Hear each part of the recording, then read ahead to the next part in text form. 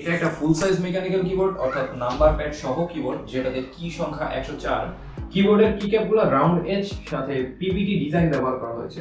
আপনারা যারা budget mechanical keyboard খুঁজতেছেন তাদের জন্য আজকের ভিডিওটা উপকারে আসতে পারে। কিক্যাপের উপরে একটা ম্যাট ফিনিশ আপনি দেখতে পাবেন। সুইচ হিসেবে কিবোর্ডটাতে ব্যবহার করা হয়েছে ব্লু সুইচ, যেটার কি ট্রাভেল ডিসটেন্স 4 মিলিমিটার, যেটা কিন্তু ব্লু সুইচ হিসেবে ঠিকঠাকই বলেছে।